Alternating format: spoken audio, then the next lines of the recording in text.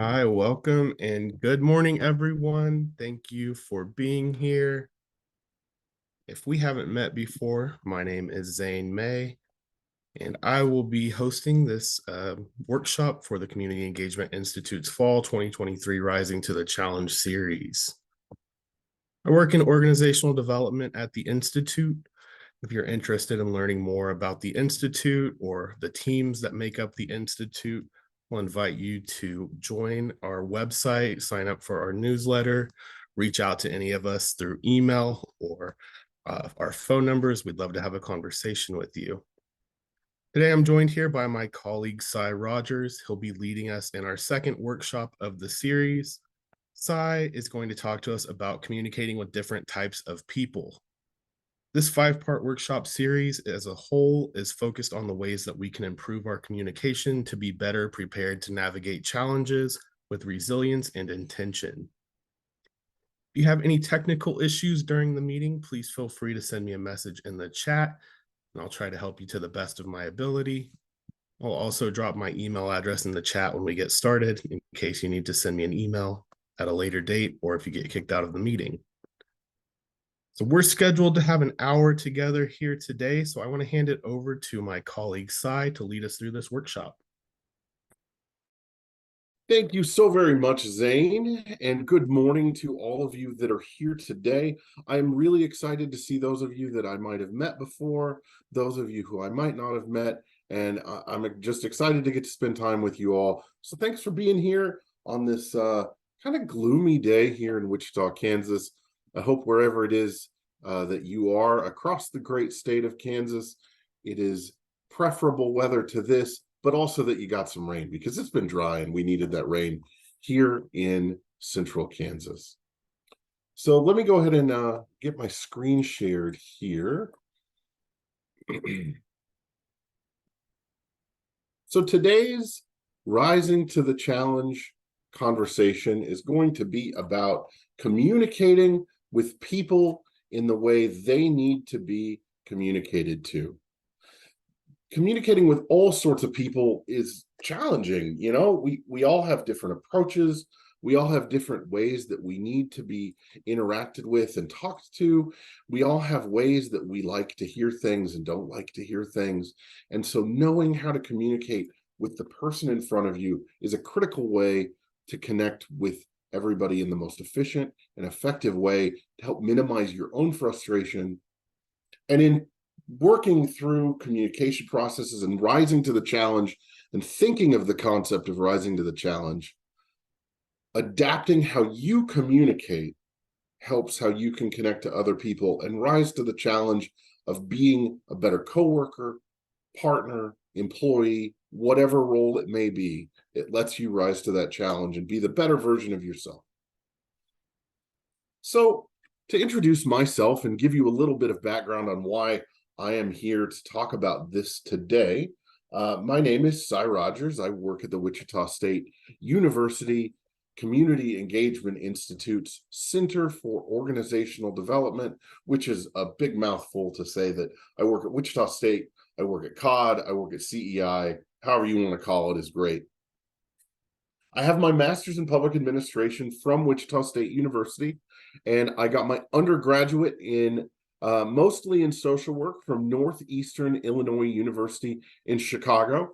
Shout out to anybody here who has lived in or is from Chicago. It's a wonderful place. I'm glad I got to spend a lot of time there, but I'm happy to be back here in Wichita. I love to talk. One of the reasons that I'm interested in communication is because I'm a talker. My mom is a talker, my dad is a talker, my grandparents are talkers. We are talkers. And so knowing how to communicate and improve how I talk, improve how I communicate with the folks in front of me, lets me be a better talker rather than kind of an irritating talker. I am a certified process communication model trainer. We're not going to talk about the process communication model today, but if you're curious to learn more about it, please reach out. I'll make sure my email is in the chat and you can reach out to me. It is a specific way of improving your own communication processes. I'm also a certified leadership coach. In working through adaptive challenges for folks, getting folks to navigate those particular gut challenges that they can't quite figure out. I like to help coach folks through that. Figuring out those struggles and figuring out those issues helps us rise to the challenge again of being the best version of ourselves, to do the work and to live the lives that we want to. Without much further ado here, we don't need to talk about me for the next hour. So let's talk about how people communicate. So I want to know in the chat how you think good communication happens. What is good communication to you? And just type in the chat a sentence or a word, what you think makes good communication. Oh, wow, it's coming in fast and furious. Active listening, honesty, empathy, eye contact, exchange of ideas, good listening, understanding, safe space, eye contact, active listening, being able to listen while also talking. That is a really difficult skill. Listening, sharing of meaning, good listening, listening and being concise. I love the conciseness. I'm terrible at it. Open to what the other may respond with. Listening, understanding, listening, honesty, active listening, eye contact. So many ways to communicate. And some of these are very much the same, and some of them are very, very different. It's important to know that what is good communication to me may not be good communication to somebody else. Bullet points, that's a really interesting one. Taking the time to give a well thought out answer. These are fantastic. So on the opposite end, what do you think makes for bad communication? How do you struggle to communicate?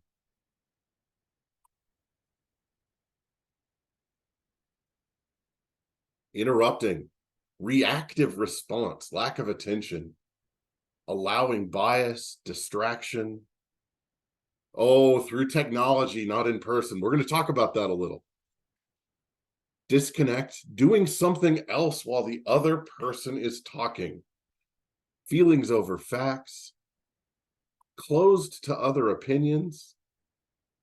I want to take this opportunity to reference the disconnect one. Now, it would be wonderful if everybody today turned on their camera. I'm not going to ask you to do that, but I'm going to encourage you to, if you feel comfortable. The exchange of energy and information that we get from body language can help us communicate over the next hour. Failing to fully think through what you're saying. As an introvert, I sometimes need a little more processing time to articulate a verbal response. Vagueness, assumptions, rolling eyes or huffing, doing something else while other person is working is a number one pet peeve. I totally understand. These are all challenges. So on one end, we have some things that we saw that look like great communication. But on the other end, we see how some of those might show up as ways that certain folks aren't particularly engaged with. I'll speak from my own sense. I'm kind of a terrible direct communicator.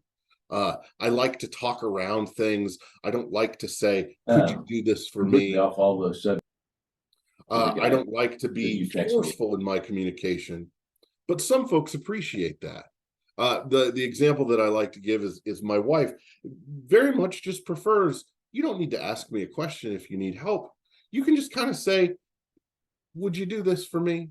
And I really struggle with that. So for some folks, what's easy is hard for others.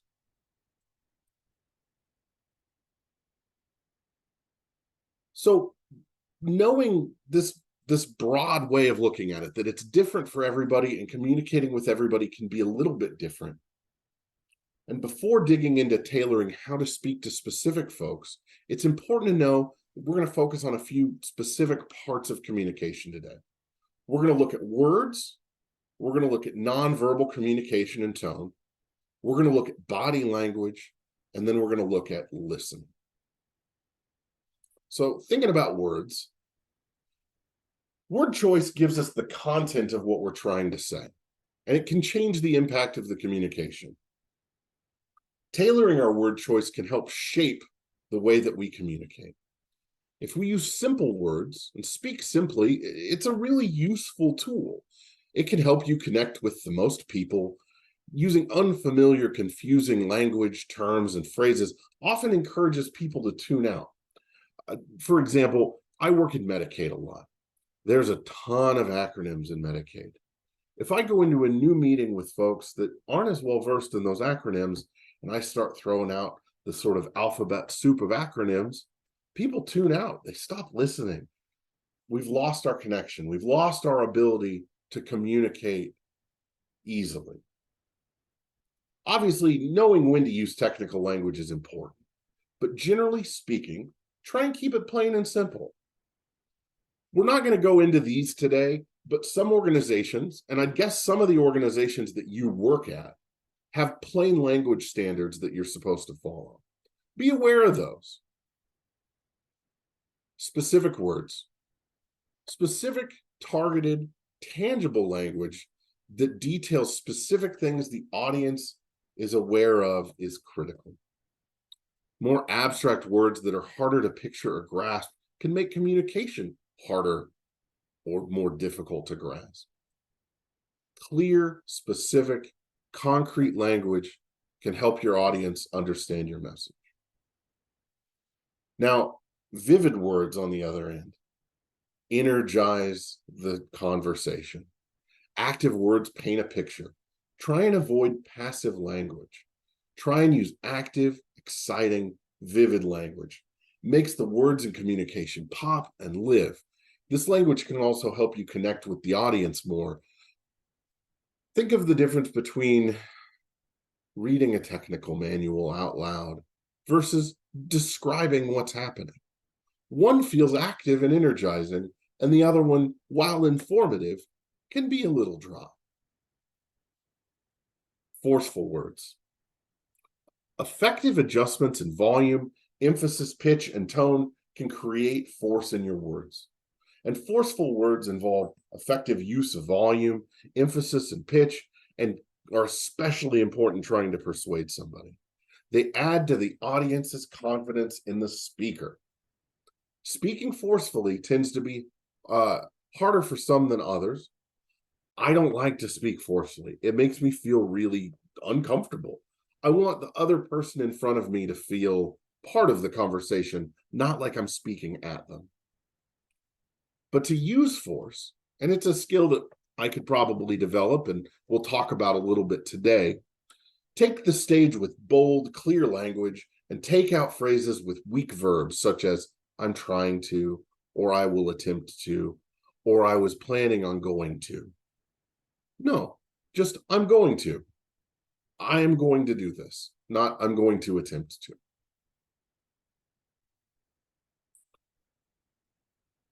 Body language, something to be hugely mindful of.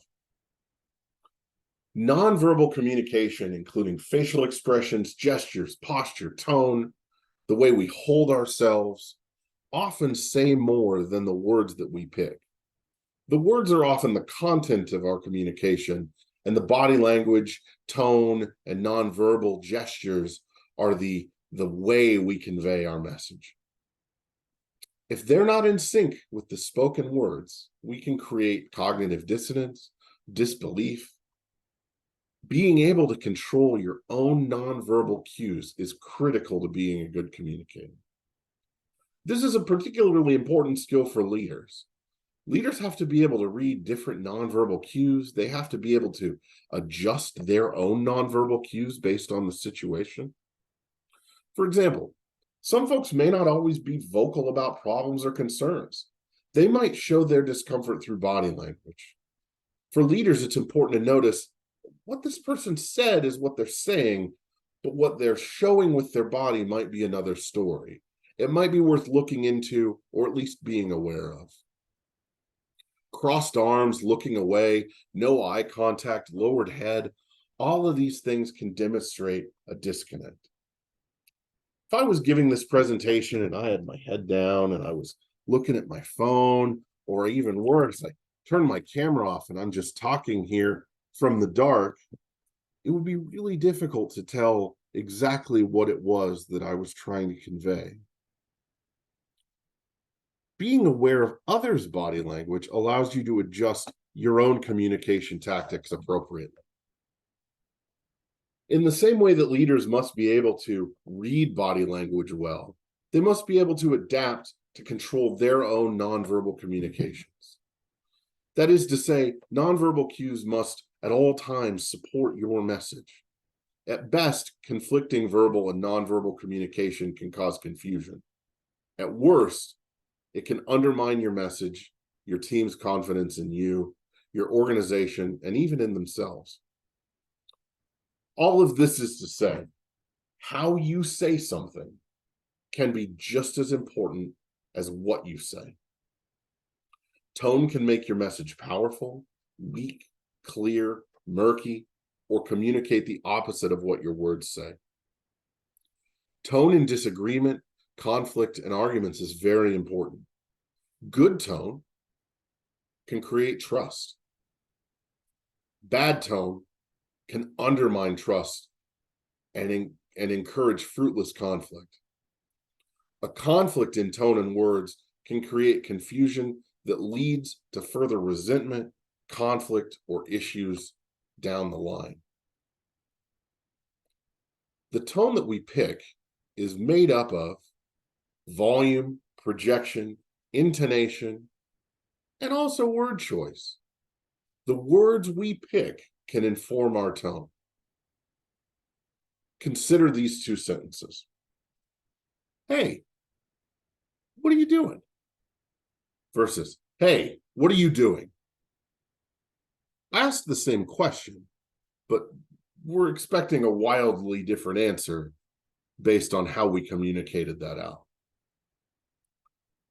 The adaptive, talented communicator can navigate tone throughout a communication to help steer it in the right direction.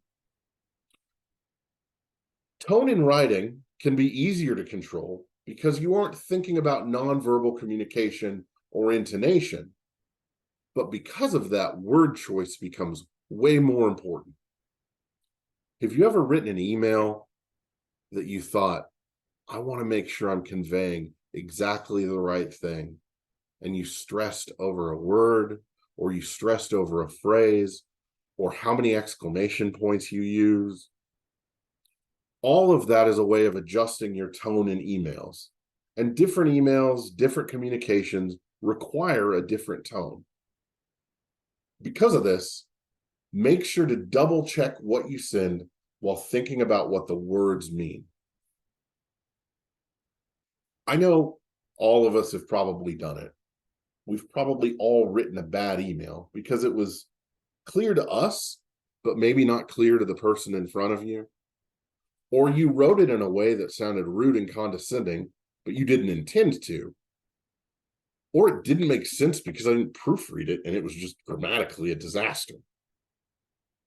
Reading these out loud can be helpful, especially for delicate communications, but make sure to be aware of how your spoken tone influences your written tone. You can't convey the warmth of your voice in an email as easily as you can when speaking. And when engaging in heated dialogue over email or other written medium, try and not be too quick. Sometimes it's best to wait till the end of the day, or maybe even sleep on it at night before you send that email that you might regret. Take a beat, see what happens, breathe, cool off. You don't want to be interpreted poorly, and worse still, you don't want to be confrontational. You don't want to escalate the conflict. So, digital body language. Zoom is great. Teams is great. And we're able to connect in ways we couldn't before. There are people in this meeting from all over Kansas that wouldn't have been able to meet with today without technology. The ability to be present in a virtual meeting is different than being present in an in real life meeting. we have to focus more on our communications because there's less being communicated in body language. So I was thinking about this the other day. I was facilitating a group of folks, and we hadn't really established clear boundaries. It was our first meeting, and we were kind of learning each other. And they're used to meeting in person. In person, it's easy to just sort of begin talking. Everyone can see that you're starting to talk, or that you've raised your hand, or that you've moved to speak, you've opened your mouth, you've sat up a little bit more. That's more difficult to notice digitally. So digital body language can help. To help your digital body language, you might start by camera on, using the hand raise function, showing expression and emotion on your face. Assumptions are easier to arise in virtual work, and we need to make sure we're considerate of what's in front of us. When considering this type of communication, virtually and in written communication, being brief is not always being clear. Make sure you're maintaining impactful communications while not talking too much or taking too much of someone else's time. There's some things in the chat I want to make sure we have here. Oh, so many exclamation points. Trouble asking for help. I work in the mental health field, and we talk a lot about person-centered language. I'm sure many human services organizations are cognizant of that. I know it's something we work on here at CEI as well. There's a lot of talk about, centering the person in the communication first. Oh, and there was somebody, Whitney was kind enough to share some things. So we're going to learn after this meeting as well. Please go look at that link, and we'll find out some more about person-centered language. While we're on the subject of the chat, what else is something that you find is unique with digital body language versus real life body language?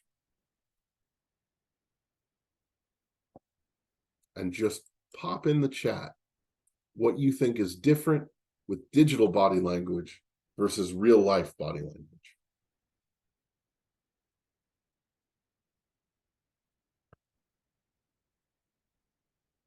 Ooh, willingness to speak in front of others.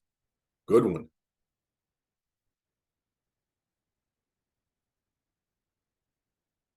Can be misunderstood.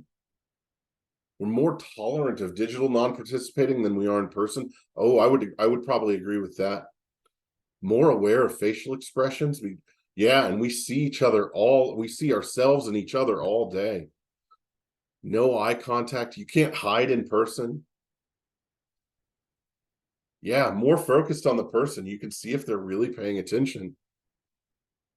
Relaxed communication style. Yeah, being digital means you have to trust that the people out there are listening.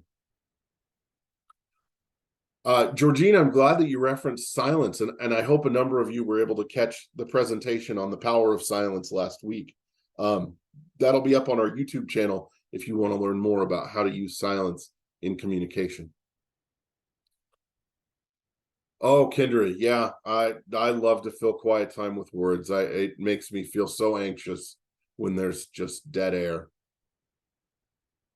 Allie, normalize that people can be doing other things. Yeah, we have to be so much more aware of all these other things digitally that we may not notice or may not have to worry about in person.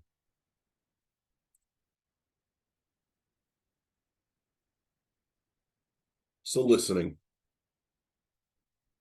Communication almost always involves two or more individuals. Listening is as, if not more important than speaking a lot of the time. And listening is far harder than we give it credit for. Listening involves more than just hearing the other person. It involves hearing what they're saying and connecting with it. Practicing 6 skills can help you understand better what's being said. First, paying attention. Just the simple act of paying attention to the other person can help set you on a path towards listening. Withholding judgment. So many of us begin to formulate our question or our response while the other person is talking. Sometimes it's best to take it and let it breathe and figure out what you want to say afterwards. We don't necessarily need to inject our opinion here. We might want to ask more questions, or we might want to add something to it, but we don't necessarily need to begin judging as soon as the other person starts speaking. Reflection. Reflecting on what was said and allowing it to actually process can help us be better listeners and better communicators. Clarify. It's totally okay to ask, hey, could you tell me more about that? I'm not sure I understood what you said. Not only does it show the other person that you're trying to connect with them, but it also helps you understand their situation and their style more. Summarizing, putting it into your own words. So what I heard you say was this. Is that accurate? It's always important to make sure that it is accurate because we don't want to make false assumptions about what the person in front of us said. And lastly, share. After we've done all of these things, we can share our thoughts or our opinions as long as the conversation warrants that. So many times we want to jump from 1 to 6, but we should try practicing going through those 6 stages of communication and listening before we try and speak back. Waiting for the other person to finish talking is critical to being an active listener, but it doesn't end at the ears. Using our own body language and gestures is part of it. Communication expert Marjorie North wrote that we only hear about half of what the other person says during any given conversation. So listening actively, or active listening, is designed then to help us hear not just words, but context. It allows us to pay attention to tone, body language, nonverbal cues, as well as how people are saying what they're saying. So some things that you can put into practice to be a better, more active listener. Give the speaker your full attention. They're the only thing happening while you're speaking. Turn off your email. Don't look at your phone. Don't even be taking notes sometimes. Clear your mind before going into a necessary or potentially heavy conversation. You can't be listening if you're thinking about what you're making for dinner or what that last meeting was all about. Another difficulty with Zoom meetings or Teams meetings sometimes is that we go back to back to back, and we don't have that 5 or 10 minutes that we used to have to walk from meeting room to meeting room. And that space allows us to process and settle into the next meeting. I'm a huge proponent of taking 5 minutes between meetings to try and process and go in with a clean slate rather than whatever's bogging you down from the morning or afternoon thinking about whatever's bogging you down till when you get home. Interruption. We love this. Like I there's not an easier way to paint it. I love interrupting people with my own opinions and my own thoughts. It's a commonplace, normal thing that we do, but it's a really nasty habit. And if we could all work on fixing it, we would be better listeners. While we love to interrupt and want to interrupt and share our thoughts and share our opinions, it's important to let the other person talk first. Not only is it just polite, it also gives you the space to think about what they're saying and process it rather than immediately bombard the other person with your thoughts and opinions. Display your own healthy body language to remain focused. This communicates to the person that you're there, you're present. You can try angling your body toward them, sharing occasional nods, maintaining eye contact. A note about eye contact. Really long, direct eye contact can be kind of confrontational to some folks. It's important to touch base and let them know that you're there, but a hard stare can be disconcerting to some people.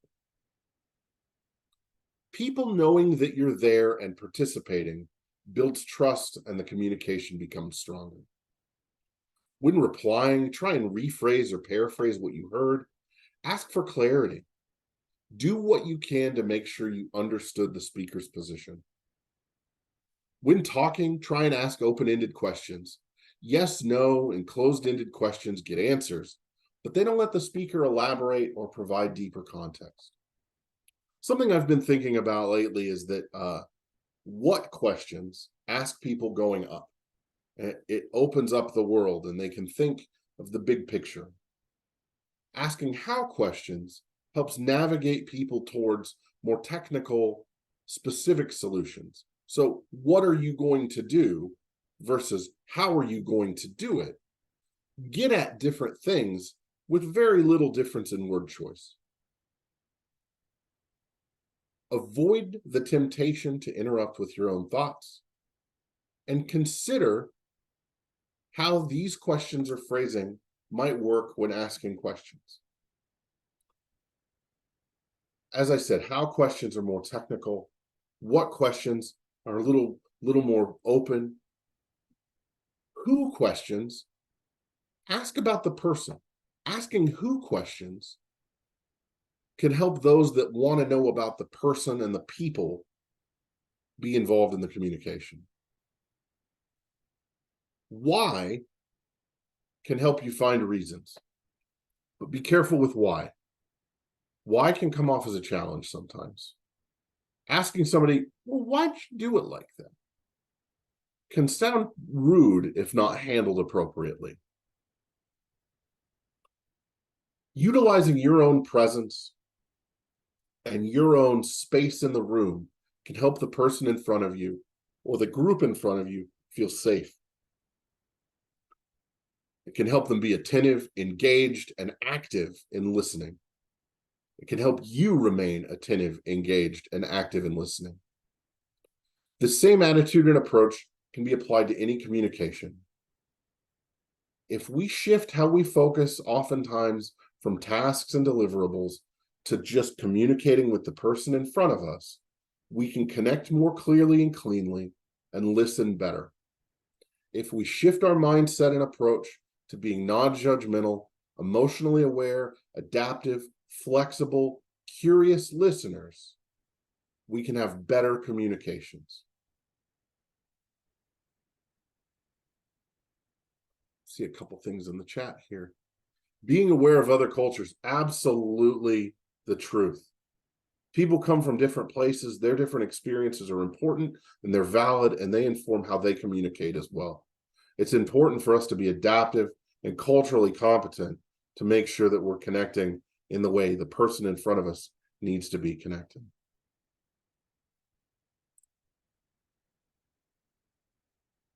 So tailoring communication is not easy, but we can do a better job of it. We can do that through identifying our purpose and audience, identifying channel and format, and then focusing on language, tone, and style. Identifying purpose and audience is keeping your audience in mind. I knew today that I was going to be speaking on Zoom, and I was going to be speaking to folks that primarily work in nonprofit organizations and government organizations. So the conversation can be tailored to that style of conversation or that style of group. There's certain words, there's certain language, there's certain approaches that I can use that I would use if I was that I wouldn't use if I was going into a budget meeting in my own office. As your audience changes, their needs are going to change. Your audience is naturally more interested and engaged when you tailor communications to their interests. By speaking directly to what matters to them, you'll naturally engage their desire to understand and interact with the information. Your purpose can be to inform, persuade, instruct, collaborate, and your audience could be internal, external, formal, informal, technical or non-technical, or so on. Making a list of who you're going to talk with first or who you're going to be speaking with first can help you tailor that communication. What information are you trying to convey? Does it have gravity? Is it emotional? Does the person you're speaking with or the group you're speaking with have previous technical knowledge? Are you talking to staff, peers, leadership? Channel and format. Knowing your audience can help you choose channel and format. Some groups, it might be easier to meet on Zoom because we're all over the state of Kansas today. But if I was meeting with my team, we can probably just meet in the office. We often meet on Zoom anyway, but we could meet in the office. It would be easier. Can it be a phone call? Should it be a text? Should it even just be an email? Can it be a pop in at a desk to ask a quick question? Email is a great way to communicate simple information, but tone is harder to manage. And if virtual, it's important to make sure that you've got it planned out a little bit ahead of time. It's important to know the structure, to know your approach. You have to be a little bit more structured going into virtual communications because so many other things are limited. Are visual aids a necessity? Do you need PowerPoint? Do you need a flip chart? Do you need a handout? What does the meeting or the communication or the interaction call for? Language, tone, and style. Audience, channel, and format can all inform language, tone, and style. Clear and concise communication is important, but the audience can inform how technical, formal, or informal you can be. As I said earlier, I'm a certified process communication model trainer. If I was meeting with a bunch of other PCM trainers, I could speak in great detail and great technical depth about PCM, but I probably wouldn't do that today because you all might not understand what I was talking about. And you might come away thinking the thing I think is important isn't very important and it's kind of complicated and doesn't make a lot of sense. Keep in mind your verbal versus nonverbal communications within channel, format, and audience. Keep in mind the method you're trying to communicate and how that can change your needs here. Do you need to break ice? Do you need to have small talk? How connected is the group already? It's important to always be respectful, but how formal or informal do you need to be based on the choice of language, tone, and style? Planning ahead and planning for audience interaction can help people be engaged as well. Now, engagement is different in different situations, presentation, channels, formats. What's important about this is that there's not a one-size-fits-all approach. Every person, communication, meeting, etc., all have different needs. So planning ahead of time for purpose, audience, channel format, language, tone, and style can help improve your communications internally, externally, at meetings with the people that you know, the people that you work with, and the people that you love.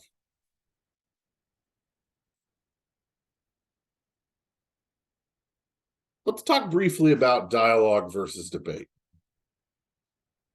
Sometimes we want to open dialogue, but unintentionally we enter into a debate. Be aware of this. When you start a communication, what are you trying to get out of it? Are you convincing somebody of something? Then you're debating. If you're building consensus and common ground, then you're opening a dialogue. Both of these are valuable communication styles. But could you give me in chat an example of when you might use dialogue versus when you might use debate? If you wouldn't mind putting in the chat an example of when you would use dialogue versus when you would use debate. Ooh, brainstorming a solution to a problem. Great. Open dialogue, sharing ideas.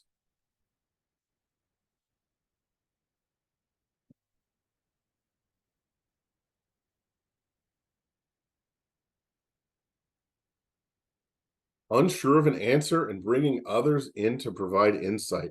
Managing a crisis situation. Coaching is absolutely dialogue. Speech, sure. All of these are great dialogue examples. When might we see debate examples?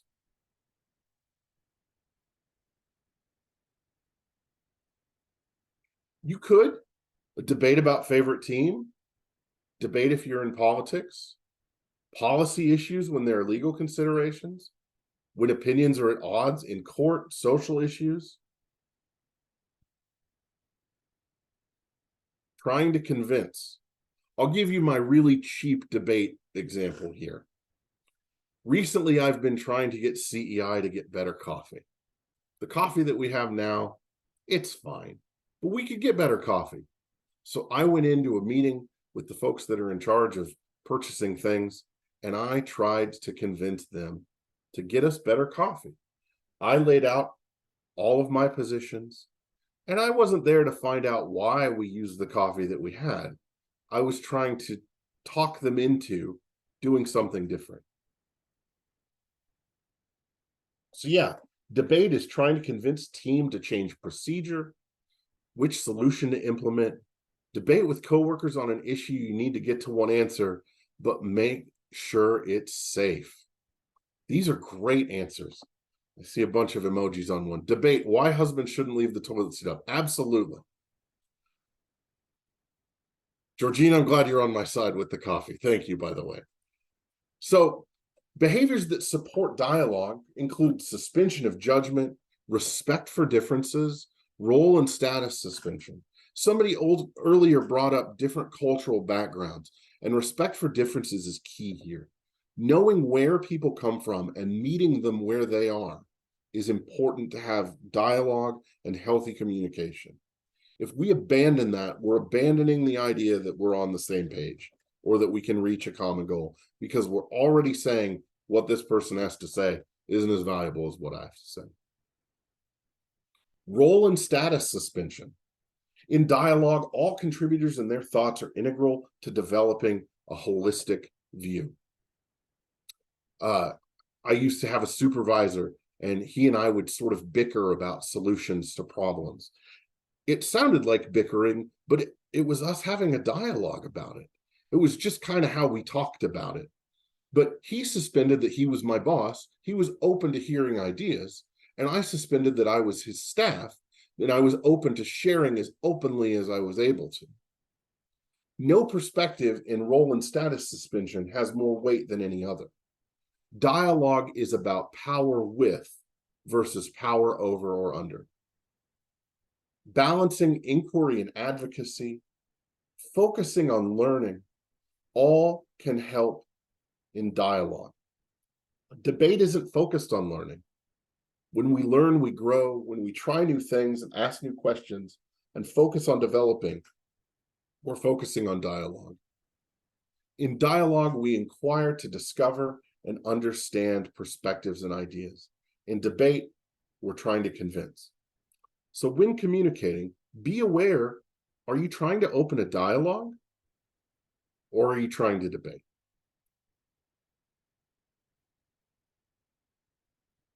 So what else is there to do here? And this is the brief moment where I'll talk about what we do here at CEI. We do training, we do coaching, we do MBTI training, we do PCM training, we can do communication retreats. We can do all sorts of things to help you learn more about how to communicate. But we're not here to do that today. We're here to learn specifically how to interact with different people. So we're going to talk about 4 dominant communication styles. There's tons of different personalities, tons of different types of people, but we can break communication down into about 4 different major profiles. If you take into consideration the needs of each style when communicating with others, you have the greatest chance of establishing rapport and trust. And ignoring the styles, you risk rubbing people the wrong way and possibly shutting down gaining results that you want. In addition, when you acknowledge your own dominant style, you can build on your strengths. You can set goals to adapt or ask for help in areas you avoid. And the styles are based on the most important needs when communicating, whether it be on achievement or on relationship, on idea creation or on action. The 2 styles that are most focused on task are doers. Doers like to be in control. They like quick action and they like to see results. They like to get to the point with few formalities. They don't always care for details, and they love finding shortcuts. Oftentimes, they can get bored easily. They like autonomy, freedom, and taking risks. And they're self-starters and innovators and love to expand physical energy. They like public recognition, especially for what they most value in action and for creating results that make a difference in the world, or at least in the world that they see and act in every day. Thinkers love to gather information. They like to read and present their findings in detail. They do need to mentally rehearse a little bit before they present and take time to evaluate, and then wind down after the show. They take their time making decisions, but stand by what they decide once they do. They don't often care to talk about personal issues, but they do enjoy discussing hobbies and issues they desire, clear expectations, specific goals, deadlines, and structure. These folks live by a sense of order, methodologies, and personal responsibility. Thinkers love to win and will compete with themselves as no one is available. They'll jump into the game with no coaxing if they perceive they have a fighting chance. They're often proud of their work, and they like acknowledgement, but they won't always ask for it.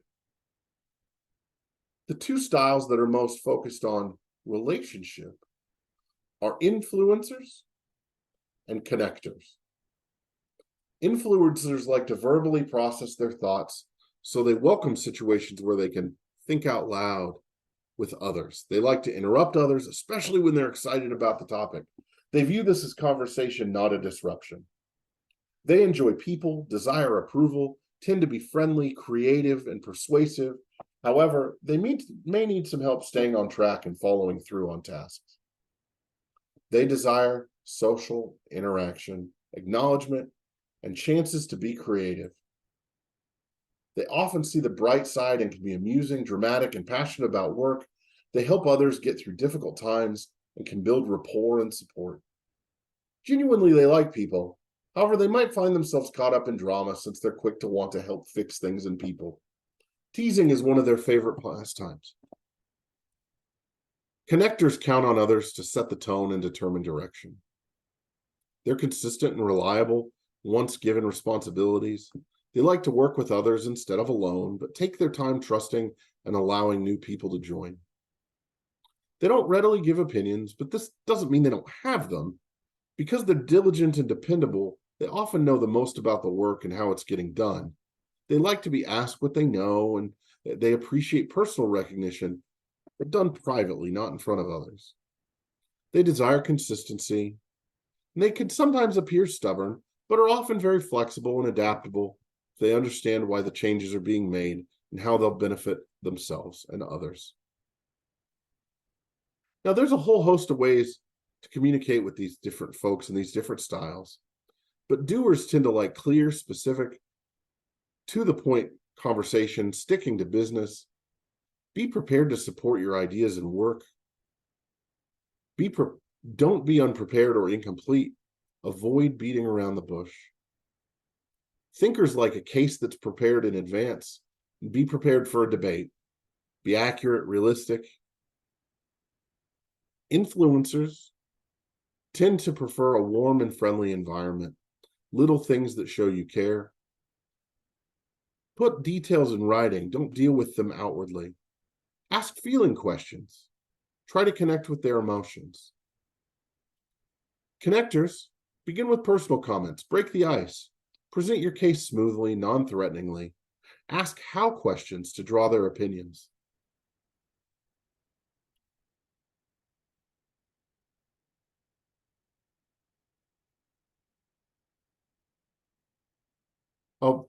Thank you for the clarity there. I'll make sure that this gets adjusted for the next presentation. I appreciate that. Thank you.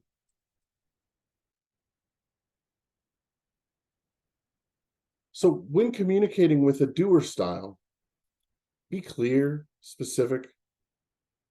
When communicating with thinkers, prepare your case in advance. Be prepared for a debate.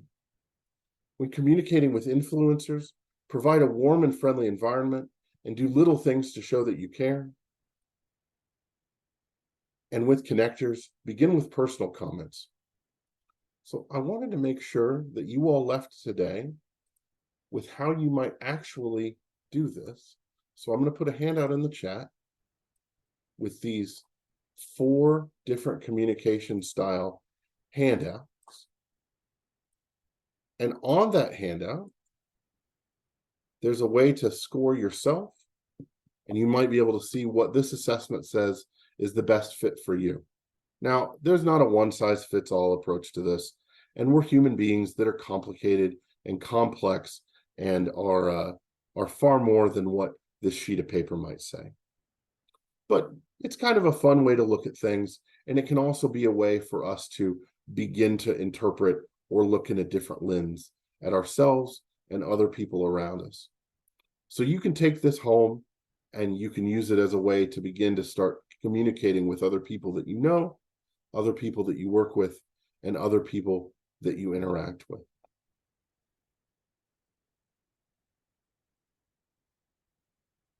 At this time, I do want to take any questions, if there's anything that I might help provide some clarity on. And I know that Zane has some things to add at the end as well.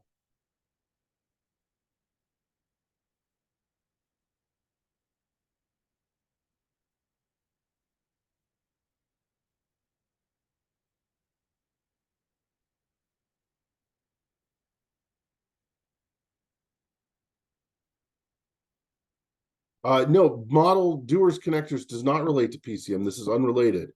This is something that we have in office. PCM is a different thing entirely. Thank you all for being here today. I appreciate that you had the opportunity to spend time anywhere you could have, and that you spent an hour with us. So Zane, I can go ahead and hand it over to you. Thank you, Sai. I put a link in the chat to an evaluation. We appreciate to get your feedback on this short evaluation form so that we can know how we're doing and the ways that we can improve these workshops to be more effective and engaging. We've also included a place that you can tell us what topics and trainings would be helpful or engaging in the future to you and your work. And in the previous surveys, we had learned that folks were interested in effective communication. And so that helped us shape this current workshop series. So as we look to create more series, we'd love to hear what you are interested in and what would help you do better at work or in your personal life. I hope you can join us next week. My colleagues, Dr. Tara Gregory and Dr. Sarah Jolly, are going to talk to us about telling a program story through a logic model. If you have any questions about the other workshops in these series, you can connect with me for a conversation. Please reach out to me via email. I'd be happy to talk more with you or answer any questions. I'll put my email in chat again if you need it. Thank you all for being here. Hope you have a wonderful day. Take these last 6 minutes before noon, before lunch, and do something that brings you joy or something that helps you take care of yourself.